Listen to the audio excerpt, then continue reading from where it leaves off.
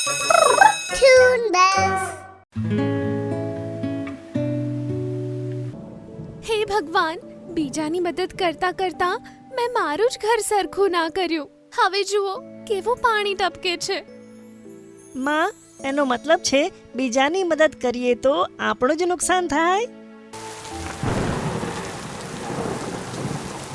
હે, આજે મારો બદલો લેવાનો આમની સાથે એકદમ સરસ મોકો છે. દયાળુ ચકલી અને પૂરમાં ખોવાયેલા બચ્ચા. મુશળધાર વરસાદ પડતો હતો. બધા જ પક્ષીઓ પોતાના માળામાં શાંતિથી બેઠા હતા.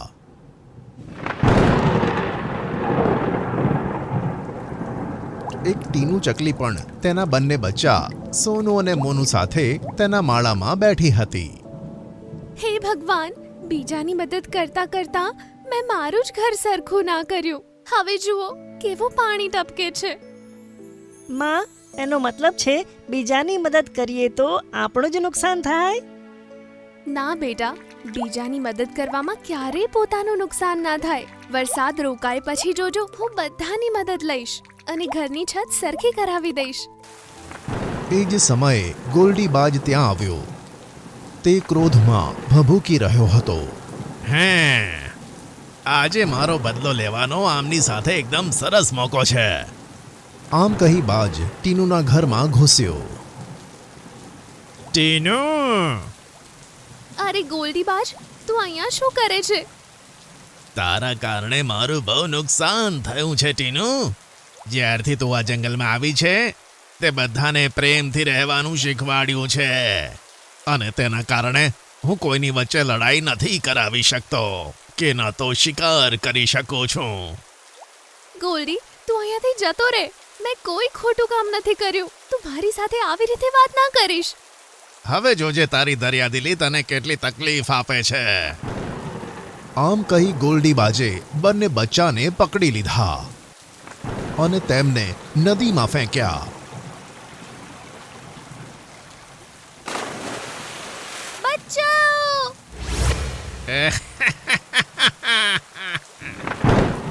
પોતાના બચ્ચાને વહેતા જોઈ ટીનુ ખૂબ જ ગભરાઈ ગઈ અને તેમની પાછળ દોડવા લાગી. બચાઓ! પાણી પૂર ઝડપે વહેતું હતું. તે પણ પૂર ઝડપે ઉડવા લાગી, છતાં પણ બચ્ચા સુધી ના પહોંચી શકી અને સામે જ એક ઝરણું દેખાતું હતું. હે ભગવાન, ઝરણું! તેણે પૂરો પ્રયત્ન કર્યો તે બચ્ચા સુધી પહોંચવાની જ હતી, પણ ઝરણું આવ્યું અને બંને બચ્ચા ઝરણા સાથે નીચે પડ્યા. ટીનુ ચકલી જોતી જ રહી ગઈ. પાણીના વહાવમાં બચ્ચા ક્યાંક ખોવાઈ ગયા અને તેની આંખોમાંથી આંસુ આવ્યા. ગ્રીનલેન્ડ જંગલમાં રીમઝીમ વરસાદ પડતો હતો અને બધા જ પક્ષીઓ તળાવને કિનારે રમતા હતા. વાહ, શું મોસમ છે! આવામાં તળાવને કિનારે રમવાની કેટલી મજા આવે છે. અને વરસાદ થોડો વધ્યો. અરે, બધા જલ્દીથી ઘરે જાઓ, વરસાદ વધી રહ્યો છે. પવન ફૂંકાતો હતો. એવામાં મિંકી ચકલીનું બચ્ચું તળાવમાં તણાવવા લાગ્યું. મમ્મી, બચાઓ! મિંકી તેની તરફ ઉડવા માંગતી હતી, પણ પવનનો સુસવાટો પાછળ ખેંચતો હતો. મમ્મી! મિંકી ચકલીનું બચ્ચું તળાવમાં પડ્યું જ હતું. એવામાં ટીનુ ચકલી ત્યાં આવી અને તે બચ્ચાને બચાવી લીધું. બેટા, છોડીશ નહીં. ટીનુ ચકલી તેને લઈને બીજા પક્ષીઓ પાસે પહોંચી ગઈ. મુન્ના, તારો ખૂબ ખૂબ આભાર બહેન. કોણ છે તું? હું ટીનુ ચકલી છું, ડોન બેલ્સ જંગલની નિવાસી. અરે, તું એ જ દયાળુ ચકલી ટીનુ છે ને? અમે તો તારું બહુ નામ સાંભળ્યું છે. હા, હું તે જ છું. શું થયું બહેન? તું બહુ ઉદાસ લાગે છે. ટીનુએ તેની સાથે વીતેલી બધી વાત કહી દીધી. અરે ટીનુ, તારી ઘટના તો બહુ દુઃખદ છે. ભગવાન કરે તને તારા બચ્ચા જલ્દી જ મળી જાય. મને લાગે છે કે મારા બચ્ચાઓ આ જ જંગલમાં વહીને આવ્યા હશે. જો હું થોડાક દિવસ અહીંયા રોકાઉં તો તમને કોઈ હેરાનગતિ તો નહીં થાય ને? અરે, કેવી વાત કરે છે તું ટીનુ બહેન. હવે ટીનુ ચકલી અને જંગલના બધા જ નિવાસી તેના બચ્ચાને શોધવા નીકળી પડ્યા, પણ ઘણા દિવસ શોધ્યા પછી તેમને સફળતા ન મળી.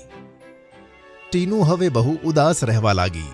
ટીનુ, તું ઉદાસ ના થા. મારું દિલ કહે છે કે એક દિવસ તને તારા બચ્ચા જરૂર મળશે. હવે તો તેમને ફરીથી જોવાની જરાય આશા નથી.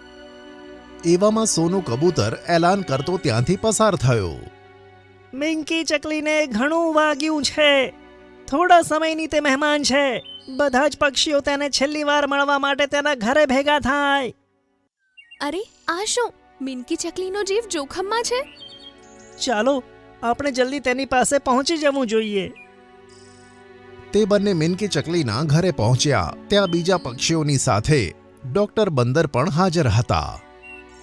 અરે મિનકી ચકલી, તારી બંને પાંખમાં આ શેના જખમો છે? હું ટામેટાના બાગોમાં ખાવાનું ખાવા ગઈ હતી. ત્યાં દુષ્ટ ગોલ્ડી બાજ આવ્યો. તેણે મારા પર હુમલો કર્યો. ત્યાં ઝાડીઓ હતી. હું જખમી થઈને તેનો ખોરાક બનતા પહેલા ત્યાં છુપાઈ ગઈ. તે ગયો પછી મને પાછા આવવામાં ખૂબ કષ્ટ થયું, પણ મને નથી લાગતું કે હું વધારે સમય સુધી આ પીડાને સહન કરી શકું.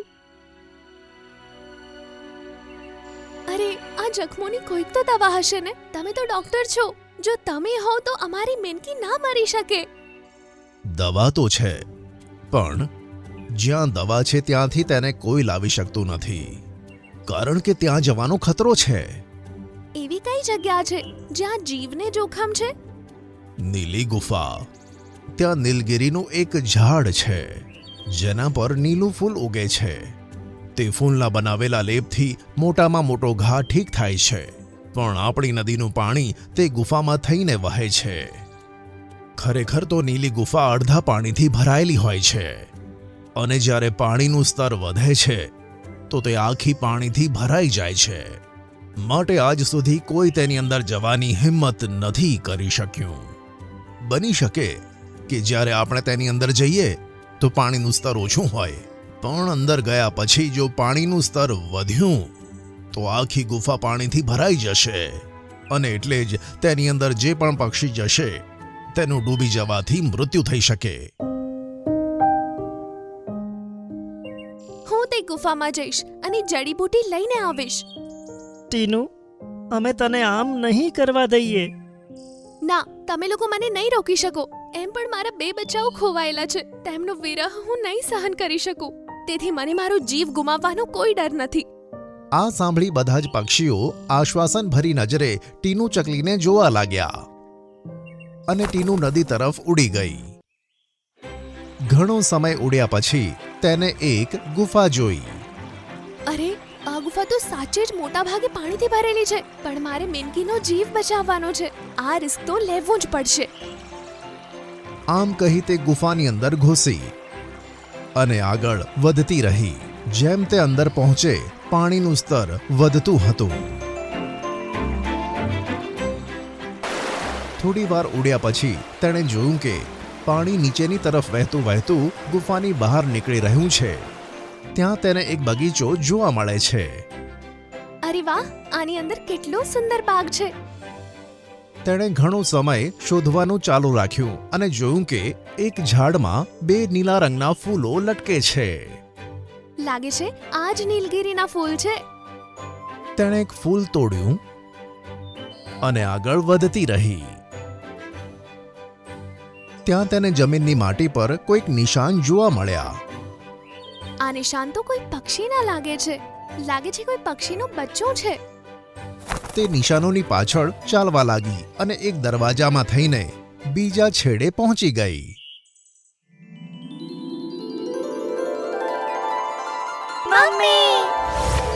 તેની આંખમાંથી આંસુ આવ્યા જ્યારે તેણે જોયું કે તેના 2 બચ્ચા ત્યાં જ હતા. મારા પ્રિય બચ્ચાઓ. ટીનુ તેમને ભેટી પડી.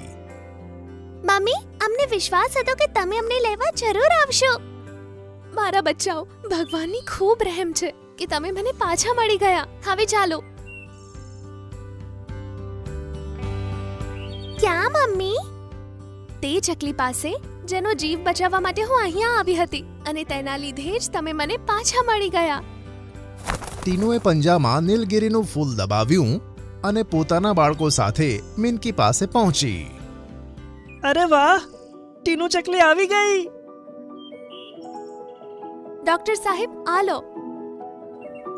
ડોક્ટર સાહેબે તરત જ તે ફૂલને ખાંડ્યું અને સરસ લેપ તૈયાર કર્યો અને મિનકીના ઘા પર લગાવ્યો. આહ, હવે મને ખાસો આરામ મળ્યો છે. તારો ખૂબ ખૂબ આભાર ટીનુ. અને આ બે બચ્ચાઓ? હા, તે મારા બચ્ચા છે જેમને શોધવા માટે હું અહીં આવી હતી. આ સાંભળી બધા જ વનવાસીઓ ખુશ થઈ ગયા. કોંગ્રેચ્યુલેશન્સ ટીનુ. હવે તો અમે તને ખુશ જોવાની ઉમ્મીદ રાખીએ કે નહીં? હા, હવે મને કોઈ દુઃખ નથી. મારા બચ્ચા મને મળી ગયા છે. ટીનુ ચકલી બચ્ચાને ભેટી પડે છે અને પછી આ વાર્તાનો સુખદ અંત આવે છે. દયાળુ ચીલ, દુષ્ટબાજ અને ગુલનાર પરી. એક ઝાડ પર જંગલનું સૌથી ધૂર્ત પક્ષી ગોલ્ડીબાજ પોતાની પત્ની મિંકી ચીલ સાથે રહેતો હતો. મિંકી ચીલ હંમેશા જાનવરો અને પક્ષીઓની મદદ કરવા માટે તૈયાર રહેતી અને આ વાત ગોલ્ડીબાજને જરા પણ નહોતી ગમતી. તો એક ચીલ થઈને પક્ષીઓની મદદ કરે છે, તારો સમય વેડફીને તને શું ફાયદો થાય છે?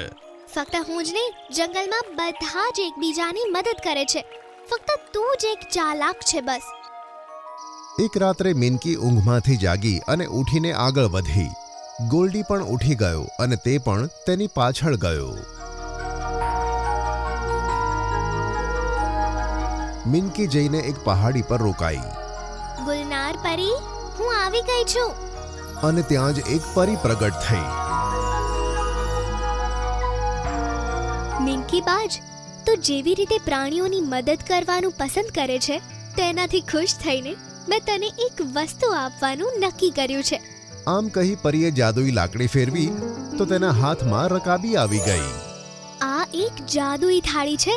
તેને હાથમાં લઈને તું જે પણ ખાવાનું વિચારીશ તે તેમાં હાજર થઈ જશે.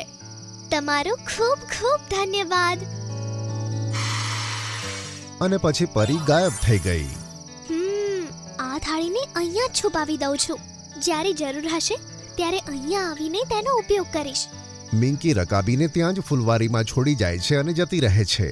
હવે આવશે મજા.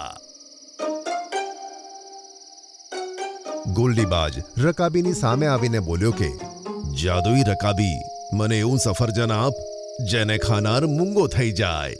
અને રકાબીમાં એક સફરજન આવી ગયું. ગોલ્ડીબાજ સફરજન ઉઠાવે છે અને જતો રહે છે. તે મીનુ ચકલીના ઝાડ પર પહોંચ્યો અને સંતાઈને જોવા લાગ્યો. ચીનુ બેટા, હું જરાક બુલબુલ માસીના ત્યાં જઉં છું. તેમનો માળો તૂટી ગયો છે. તેને બનાવવા માટે મારે તમને મદદ કરવાની છે. ઠીક છે મમ્મી, તમે જાઓ, હું અહીંયા જ રોકાઉં છું. મીનુ ચકલી ત્યાંથી ઉડી ગઈ. ત્યાં જ ગોલ્ડીબાજે ઉપરથી સફરજન માળામાં નાખ્યું. અરે, આ સફરજન ક્યાંથી આવ્યું? આ તો મારું ફેવરેટ ફ્રૂટ છે. તેણે ઉપર જોયું તો ઉપર કોઈ ન હતું. ચલો, કોઈ વાંધો નહીં. હવે આ મારા માળામાં પડ્યું છે તો આ મારું જ છે. ચીનુએ ચાંચ મારી અને મજાથી સફરજન ખાવા લાગ્યું. થોડી વાર પછી અચાનક મારા ગળામાં કેમ દુખી રહ્યો છે? તેના ગળામાં દુખાવો થયો અને અવાજ જતો રહ્યો. ત્યાં જ મીનુ ચકલી ત્યાં આવી ગઈ. મારું પ્રિય બચ્ચું ચીનુ, હવે હું તારી માટે ખાવાનું લાવવા જાઉં છું. ઠીક છે? ચીનુને કંઈક કહેવું હતું પણ તે રડી પડી આ ઉપરથી અને મીનુ સમજી ગઈ કે તેને જરૂર કંઈક તકલીફ છે. બાજ પાછો રકાબી પાસે પહોંચ્યો. મને એક માંસનો ટુકડો આપ કે જેને જે ખાય તે આંધળો થઈ જાય. આટલું કહેતા જ માંસનો ટુકડો રકાબીમાં આવી ગયો અને ગોલ્ડી તેને લઈને ઉડી ગયો. તેણે જોયું કે શિયાળનું બચ્ચું ગુફામાં એકલું છે, તેથી તેને તે માંસનો ટુકડો તેની બાજુ કર્યો. અરે વાહ, માંસનો ટુકડો! મને તો બહુ જ ભૂખ લાગી હતી. આમ કહી તે બચ્ચાએ માંસનો બધો ટુકડો ખાઈ લીધો અને ત્યાં જ તે આંધળો થઈ ગયો. અરે, આ અચાનક અંધારું કેમ થઈ ગયું? મને કંઈ દેખાઈ કેમ નથી રહ્યું? આ રીતે ધીરે ધીરે જંગલમાં બધા જ બચ્ચાઓ, પછી એ પ્રાણીનું હોય કે પક્ષીનું, કોઈની આંખો જતી રહી તો કોઈ બોબડું થઈ ગયું.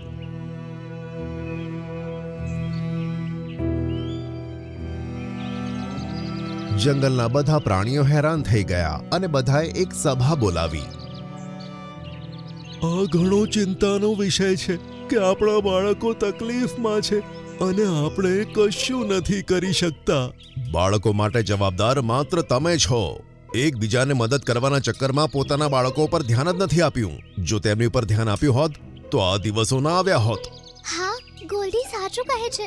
જ્યારે મારા બચ્ચા ચીનુ સાથે આવું થયું ત્યારે હું પણ બુલબુલની મદદ કરવા ગઈ હતી, અને જ્યારે મારા બચ્ચાનો અવાજ ગયો ત્યારે હું ભાલુની ગુફામાં સફાઈ કરવા માટે તેની મદદ કરવા ગઈ હતી. આજથી કોઈ કોઈની મદદ નહીં કરે. બધા પોતપોતાના પરિવારનું ધ્યાન રાખશે. બધાને એકબીજા સાથે લડતા જોઈ ગોલ્ડી તો ખુશ થતો હતો, પણ મિનકી ચીલ ખૂબ ઉદાસ હતી. તે ઉડીને બગીચામાં ગઈ તો તેણે રકાબીને ત્યાં ના જોઈ.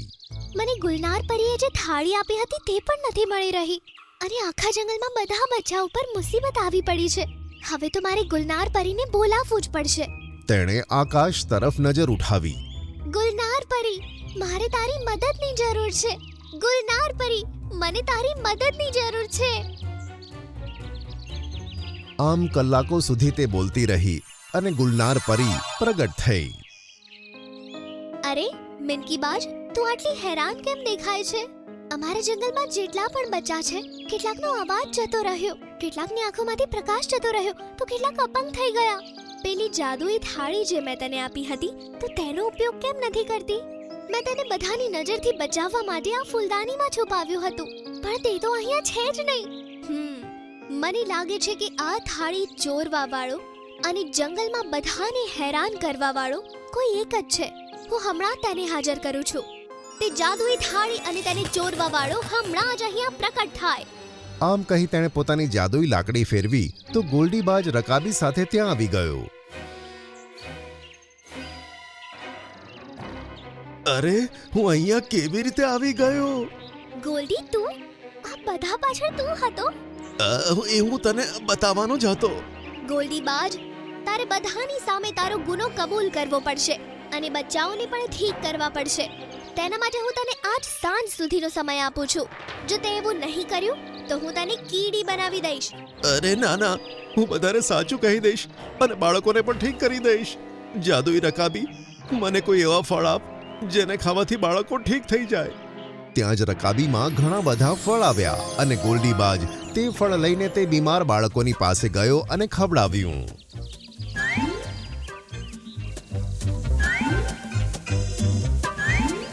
બધા બચ્ચાએ તે ફળ ખાધા. મમ્મી, મારો અવાજ પાછો આવી ગયો. માં, હવે મને બધું દેખાઈ રહ્યું છે. બધા બાળકો એકદમ સ્વસ્થ થઈ ગયા.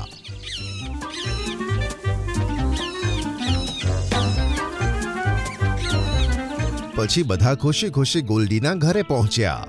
ગોલ્ડીબાજ, તારો ખૂબ ખૂબ ધન્યવાદ. તે મારા બચ્ચાઓને ઠીક કરી દીધા.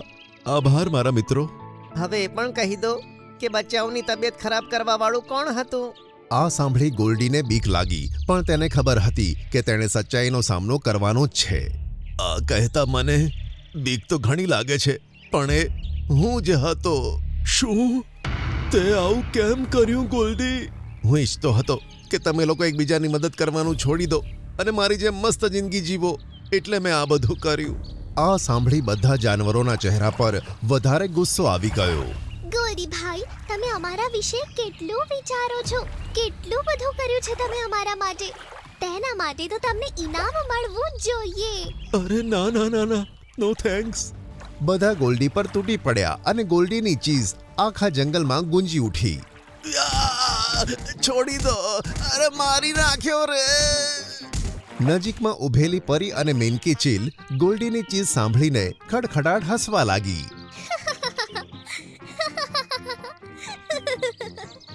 મિત્રો, દુષ્ટતા ગમે તેટલી વધી જાય પણ સારી વસ્તુને ખતમ નથી કરી શકતી.